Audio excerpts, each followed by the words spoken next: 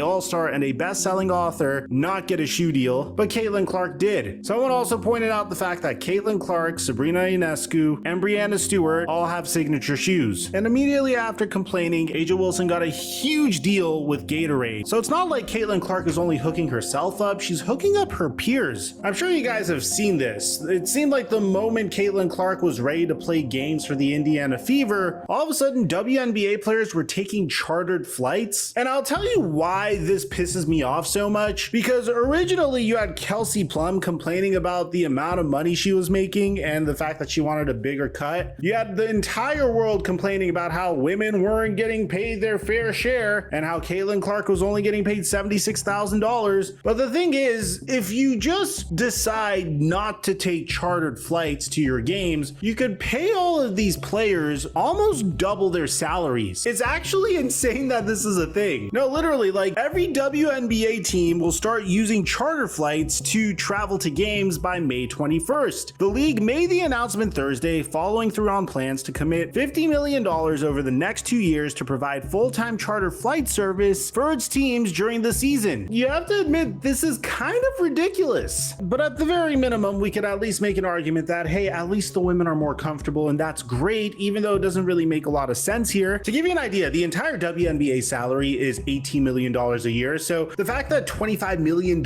is being used to charter flights, to me, it's not something that I'm willing to move on from so easily, but I'll do my best now. At least you could make an argument that Caitlin Clark's presence is making WNBA players more comfortable. So they would have a lot of gratitude towards her, right? I mean, thank you, Caitlin Clark, for making people give a shit about our league that no one cared about before, right? Well, here's how she's being treated in games. It seems like players are literally trying to end her career prematurely, and that's not the only instance of it. You would think women would be celebrating the fact that Caitlin Clark is successful, that she's going into a sport that was considered to be a man's sport, a sport that NBA legends were recommending lowered the rim so women could dunk finally, and she's starting to dominate in it, and she's making it entertaining for the masses. So women should be celebrating this, right? Well, that's not what this one person has to say.